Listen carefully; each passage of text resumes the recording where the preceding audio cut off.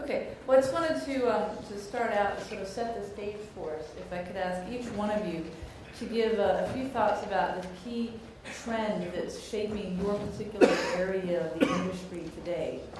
And we'll sort of use that as sort of to set the stage for our conversation. So let's start on this end with Michelle. Good evening, everybody. My name is Michelle. So I'm very happy to come here to share with you our experience about the Chinese customers in the Pantone department store. So basically, in the past few years, we obviously see a huge change about the Chinese tourist consumption pattern in Paris. Before, we see, obviously, a couple of years ago, we only see Chinese customers visiting Paris in groups. Now we still see them in groups, but also we see some very segmented in groups, like they could be small groups of 3-4 people, and before we see only very elite and rich customers. Now we see also some very mass market people coming into Paris for visiting different Paris area, and we see now more repeaters. They could be for leisure travel, they could be business travel, and we can also see tourists who come from the first tier before. Now we see tourists coming from second or even third tier cities. So we see consumer profile is changing, what they are looking for in terms of products, in terms of experience that they've been changing. Before, they're looking very much they're very price sensitive. They're looking for products which is more expensive in China, and now they're more about value sensitive. They're looking more for experience of shopping and environment which they can have a really distinguished experience of shopping in Paris. So I think for us we see a very different profile, and also the purchasing behavior are different. Well, my focus is majorly e-commerce, so I think my opinion is probably more focused on when Chinese travelers are here in Europe or in the US.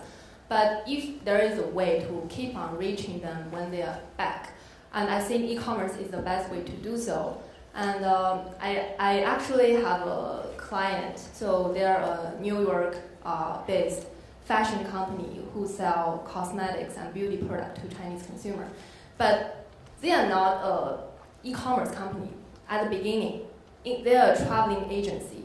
So what they provide is to provide like the traveling guide and shopping guide to Chinese travelers to the US and tell them where to buy a certain brand of product. But then after a few years, they find out many of their readers, when they go back to China, they still want to buy more like product which they used to buy in the US. So but they are not there anymore, so they ask this traveling agency to buy it for them. So this traveling agency then turned out to be an e-commerce website because they recognize this needs for all those Chinese travelers who goes back to China, but they still want to buy more. So how? E-commerce. Thank you. Oops. Thank you. So I'm Nathalie Remy. I'm the consultant here in the roundtable. For those who were already participating last year to China Connect, with one of my Shanghai colleagues, Eric Roth, we presented the profile of the Chinese consumer. I think, looking at how things and how fast things are evolving in China, and especially this tourist shopping habit, it's increasing. It keeps increasing. Actually, it's even accelerating on a bigger base. If you think about the number, only 2% of Chinese have a passport today. So this gives you a sense of how much room for growth there is in the next few years and decades, right? So it's growing. That's one thing. The second thing is, as Michelle explained, the profile of the Chinese going abroad is changing. We've shown in our last research that 65% of the Chinese traveling to Europe are below 35. When you think about that, and your Printemps or your Aéroport de Paris or your luxury brand, think about not only the difference in culture, but also the difference in needs because of the age and the wealth level of the people. So as consultants, what we do is actually we help advise brands and retailers on how to expand, of course, in emerging markets and in China, but also on how to attract these shoppers in Paris, in France, right? How to make sure they come here, and I think that's one of the topics we will discuss today is what's the competitive position of France in terms of attracting luxury Chinese shoppers within Europe, and we will see that it's actually declining in terms of attractiveness these days, so we need to move. Getting them to come here, and then getting them to come to your brand. And here, we're looking at the consumer decision journey. Digital plays a very important role because Chinese are very well prepared. A lot of my clients tell me they come with printed lists. They know exactly which SKU they want, in which fabric, in which color, and they exactly know what price they should pay. So as a brand, you need to be very active online in China to make sure that when they get here, they come to your store and not to the neighbor. Hello, Philippe Safon from Aéroport de Paris, the company who manage Parisian airports. In fact, we see the shift from a group of tourists to individuals, as we already said. So it's important to know that we are going to improve our capacity to deliver information before the trip to Paris. And of course, we see that Chinese tourists use more and more often online services, website, social recommendation of their friends to know what to get when they go to Paris, what product they can buy, at which price, and where to go or what to do in Paris.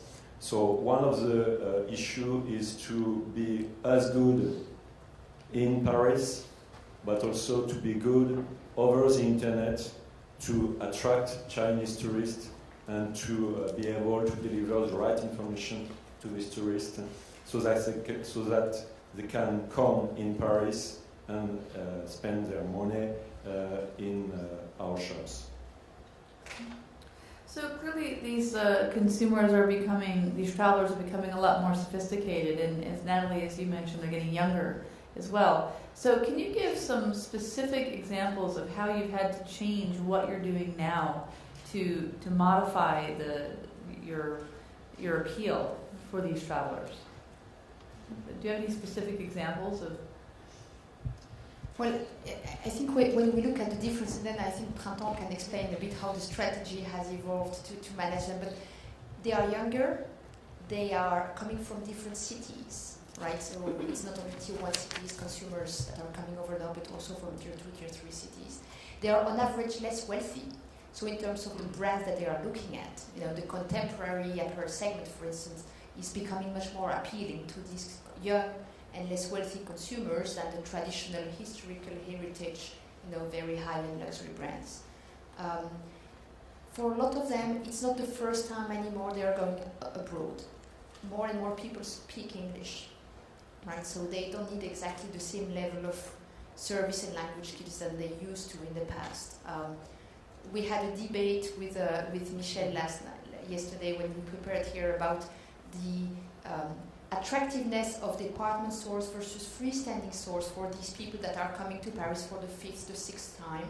That they start to know the city, they start to navigate the tube and everything on their own, right? So I think it's we only start to see now this change, but I will let the store talk. And now the Chinese customer, they're extremely well informed about the products, about brands. If you see how many luxury brands has been setting up their network and distribution network in China. So Chinese consumer, they know exactly what they want, they know exactly how much it costs in their own country. So when they come to Paris, how are we going to surprise them? So Printemps, what we have been trying to do is how to surprise the Chinese customer from different aspects. First of all, from the brands, like apart from all those luxury houses, if you find Printemps, basically we cover all the brands that you need to look for. But what's more is, very often we work with brands to have exclusive products with exclusive collections dedicated for the Chinese customer. For example, we just opened a shop in Printemps du Louvre. We have been working with a few luxury brands to develop some special collection dedicated to the Chinese customer during the peak season of the Chinese New Year. So this is very, very appreciated by the Chinese customer because it's something they could only find in Paris that they cannot find elsewhere or even go back to the countries. And secondly, they also expect to have a very they come here not only for shopping 2 hours, now they expect to have more service to accompany them during the shopping. So, for example, in Panton, we have developed more and more, for example, the personal shopping services. We have a team of multilingual, including Chinese-speaking personal shoppers. Inside the shop, we have the guest relations team, which take care of translations, accompany, even pre-order of some catalog items. So basically, we are improving a lot about the service that we provide them in store. And also, we provide an environment which is very comfortable for them to shop. And Panton department store is like a one-stop shopping. So for tourists, which is Chinese tourists especially, they have very, very limited time to shop. So the added value for us is not only the brands, because the brands you could find in Avenue Montaigne, Avenue Place Vendôme, but it's a one-stop place that we provide services, additional brands, and sometimes exclusive brands that you can only find in Panton. For example, last week we just opened the world's first boutique for Victoria Beckham. So with exclusive brands, exclusive items is how we try to attract more Chinese customers to come to our store. Okay. Do you see any differences, particularly for Michelle and Philippe, in terms of the products that people are coming to buy now and sort of what they're choosing versus in the past? I mean, we've heard today, for example, in the fashion area, that Chinese are getting more sophisticated about brands, and they're not looking for just LV now. But more different designers, for example. So are we seeing that when they shop overseas as well? Yeah, obviously we see we have a shift. Still there's a big population of tourists coming to Paris to buy some very logo-oriented products, very iconic products. But we also see groups of especially young and very fashion-oriented customers coming to look for brands that you only find in Paris. So that's why we have a fashion editor like Maria Luisa that Panton worked with to introduce some very niche and very forward branded to fulfill the needs of these customers. So we also have the service to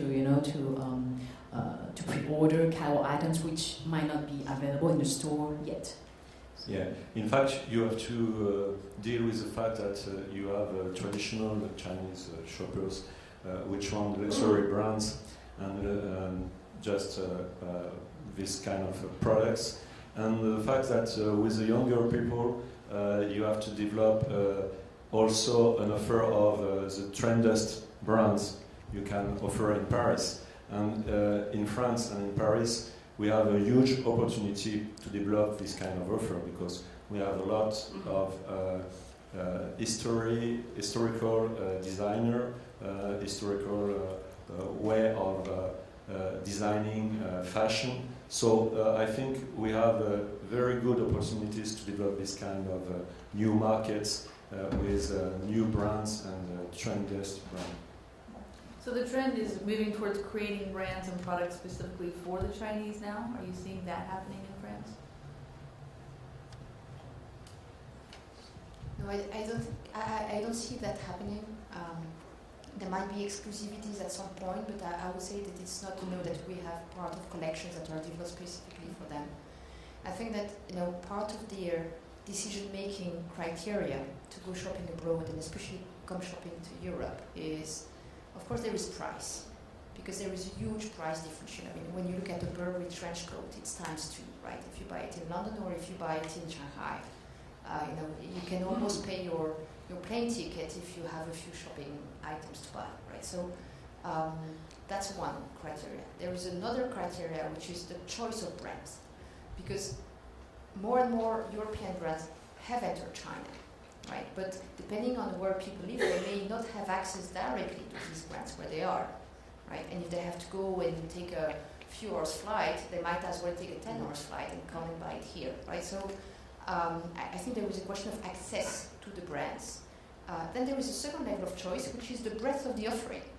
I mean, when you go to the flagship store, go to Louis Vuitton on Champs-Élysées, go to these stores, you have a breadth of offering that even in the most beautiful flagships in Asia, very often you don't have it, right? You don't have the inventory at hand over there to display that breadth.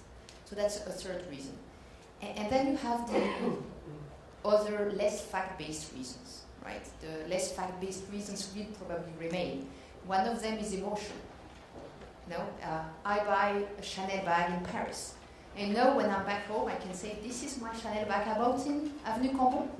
This has even more value than the bag itself, right? And if you want to buy Gucci, you know what, you're going to go to Milan. And if you want to buy a nice watch, you will go to Geneva. Because it will remain forever, associated with the location where you make the purchase. So that's the emotional tie. And this will remain. And the last one is security. I mean, we talked a lot today about fakes and about trust.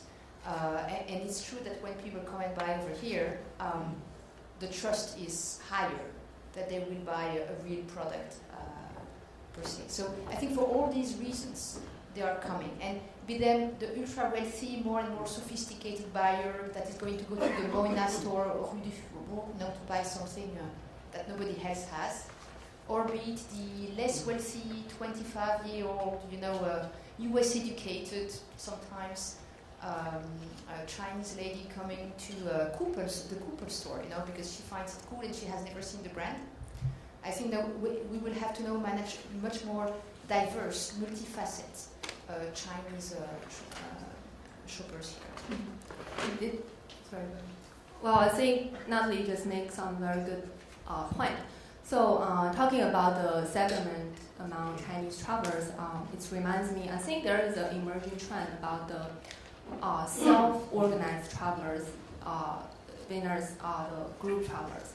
So, self-travelers, they plan out their trips by themselves instead going to a traveling agency in China, let the agency to plan out everything about their traveling in Europe or in the United States. So I think for this two group of travelers, there is a very different preference. I think the group travelers most likely be those less sophisticated luxury shoppers. I think they care more about the reputation of the brand, or if this is recommended by their friends or colleagues. But I think for the later, the raising group, the self-organized travelers, they are very sophisticated and they travel to many places. So they have a lot of knowledge about what is a good brand, and most importantly, they know what they really want. So I think for this group of travelers, I think they are very interested in exploring those independent, probably not that famous luxury brand. And this is a difference between these two segments I would like to address. So, Natalie, it's interesting that you brought up Switzerland and Italy, because all the European countries are trying to attract Chinese tourists. So, we've been focusing on France. How does France measure up to what other countries are doing, not only in attracting Chinese tourists, but also in the level of service that they're providing? France used to be, and is still today, I don't have the exact number in mind, but the number one shopping destination for Chinese tourists, and also for some other nationalities. But what we see now is that actually it keeps growing, but there is a catch-up effect now from Italy, Switzerland, and UK. The factors that influence the trade-off, when they decide where to go, of course there is it my first trip to Europe, in which case I might well do several cities, but if it's the second or third trip, they might be more focused to one or the other city. That's one thing. The second thing is visa. Up to recently in the UK, it was very difficult for Chinese people to get visas to go to the UK. Now it's much easier since a few months, and actually you start seeing the passenger seats from China to the UK booming, and I'm sure that Harrods must be very happy to now see Chinese coming when Middle Easterns are back to their country. No, it's not exactly the same cycle. So UK is booming. Switzerland has also made its rules easier. France is starting now. Before, I think you had to interview to get a visa to France, and now you don't have to interview anymore. So, I mean, all these increased freedom and ease to get visas can have a significant influence on the choice of the people on the where to go, the landing country. There might be a third criteria, which is cash. Not all European countries have the same rules regarding cash payment. And a lot of the traveling Chinese still pay significant amounts in cash. You know, obviously, that in France it's limited to 3,000 euros, and in Austria you don't buy much for that price. So this might also be a reason to go to Switzerland or to the UK versus Paris. And last but not least, tour guides, right? I think this is something that in the industry we don't like to talk a lot about, but it's a very important factor. And since 2 years now, tour guides in France must be declared, right? So you have to pay social charges on their fees. So as a tour operator for Chinese, it's actually much more interesting now to go to Geneva and buy watches in Switzerland and get 100% of the commission versus come to France and get only a percentage of the commission. Right? So I think all these things added to each other are actually reducing the relative attractiveness of Paris. But we have the most beautiful brands, so this will remain. So how about on the service side? And I'm interested to hear from Philippe and Michelle on this one in terms of retailing. How does France sort of measure up, do you think, in terms of being able to handle the language issues and the cultural issues?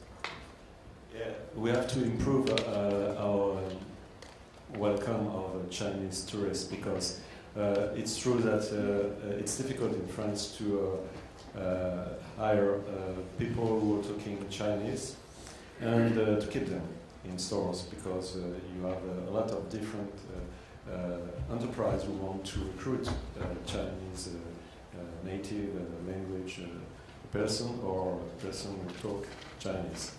So it's true that we have to develop a more important quality of service in our shops, including airport shops or in shops like Printemps, and also all that we can do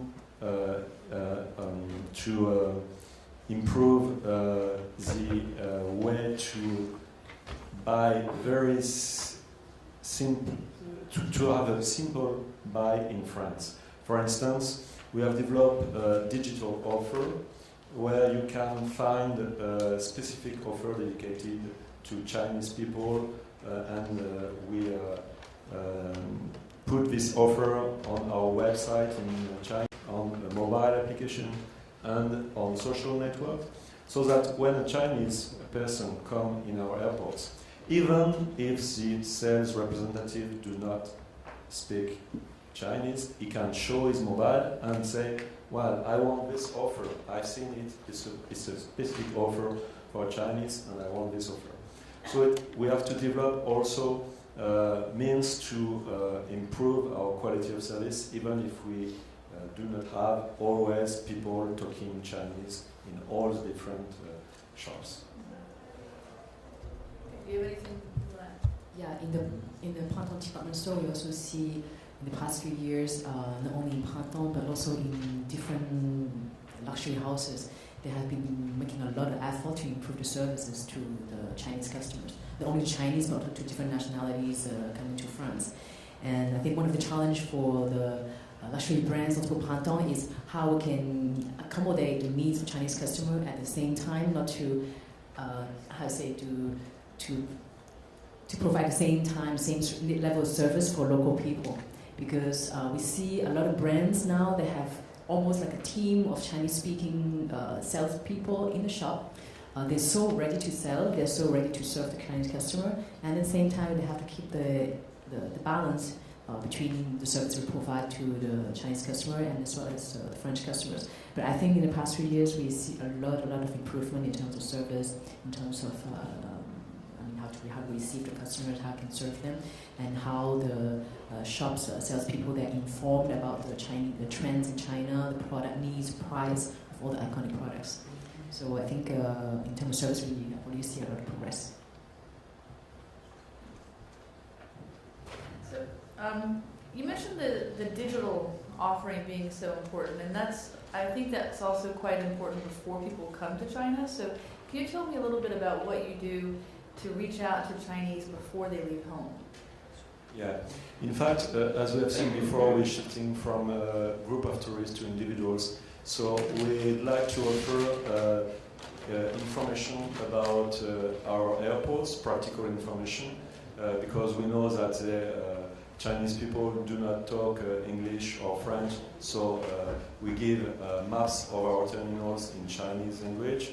We also give practical information about transportation system in Paris. We give also information on the website with a map of Paris and tips about how to survive in Parisian atmosphere. And all this kind of information is given by a website which is hosted in China, in Chinese language, so that people can, when they do a search on Baidu, find our website and information about our airports, duty-free shops. But of course, we are not going to attract Chinese people with information about on our airports or duty-free shops. So we also provide information about all you can do when you're coming in Paris. And we focus on a selection of activities such as cultural exhibition, places to go, bars, restaurants for high-income Chinese traveler to go, and to give them a very selective approach of Paris, what they can do when they will be in Paris. So it's a way for us to improve the overall quality of service, because you can do your checklist and you know that you're going to see the exhibition at Le Louvre, and then you're going to go to this bar because it's a well-famous bar, then you're going to go to this restaurant, and then of course when you come back to the airport you're going to choose to go to the Chanel shops in our airports and to buy this product because there are specific offer. So we developed this website, and of course as digital is becoming more and more social, we have to develop also our presence on social networks.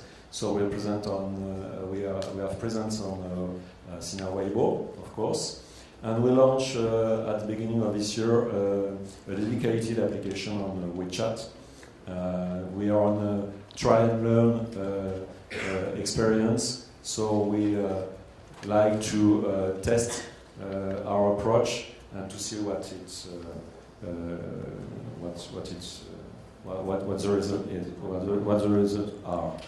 So it's true that giving before the trip to Paris information in Chinese language, it will simplify their trip to Paris, their journey, and I think that it will give them a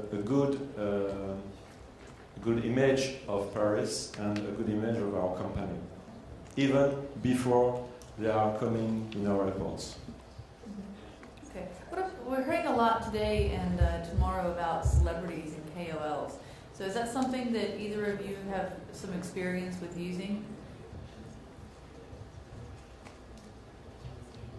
Yeah, in fact, we have also used KOL in China to talk about our premium experience of shopping in Paris, and with some lottery to win a trip to Paris. And it was done with Chinese well-known and famous people on TV in China.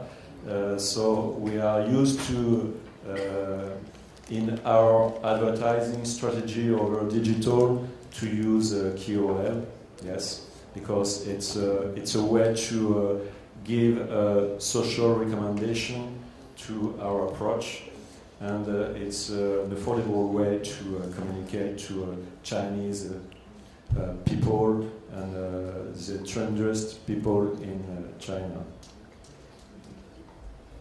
And for Pantone, we were obviously not too strong in this part, but for the Chinese New Year, for example, it's started to be more like an institution now. We all have been working in partnership with Miss France since a couple of years, bringing Miss France to be like a symbol of the elegance in the French way, and the French tourists and the French customers, they are very, very appreciate that.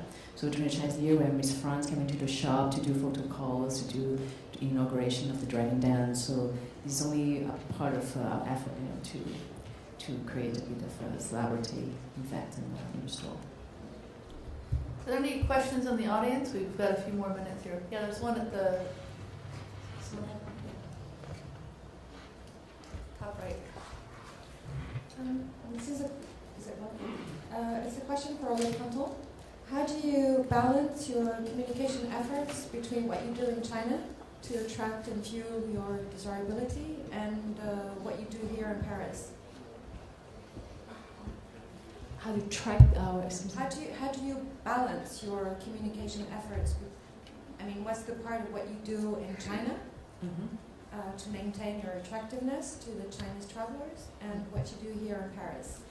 Basically, the Pantone so far, we have been focusing our efforts in providing more exclusive and unique shopping experience in France. I'm afraid I have to say there's still a lot of way for Pantone to go to develop further in our communication in China. We have been doing like press relations. We have a Chinese website. We have also effort in the social network. So, but mainly our effort is provided in the awareness of the Chinese tourists when they arrive in Paris. For example, we have advertising in the magazine. We work with some intermediate and our B2B partners so that our awareness is more focused when the tourists arrive to Paris. Are there other questions?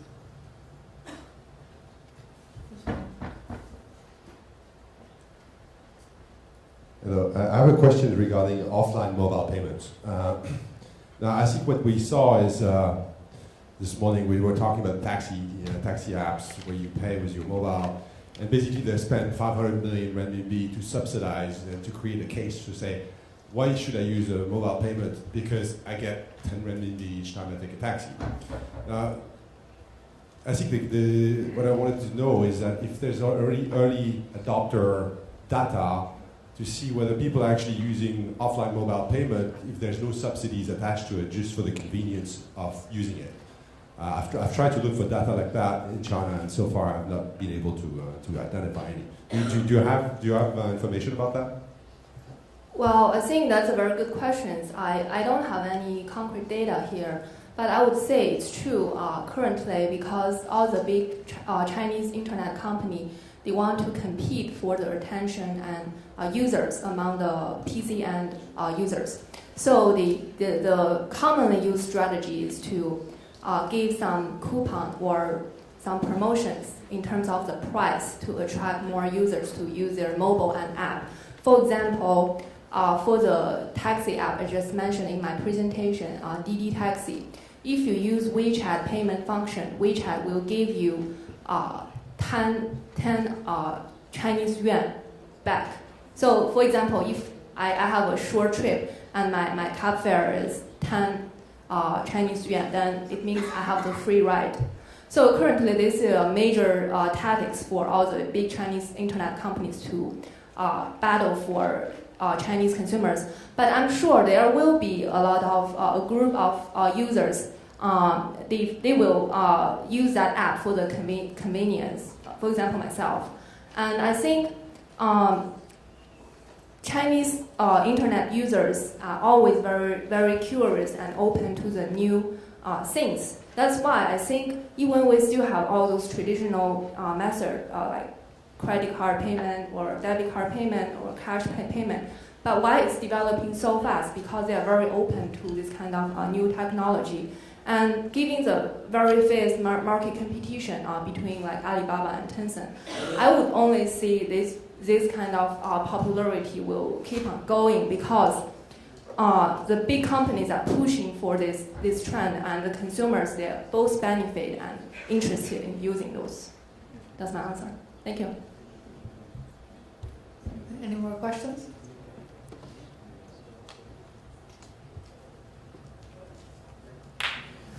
Well, we have a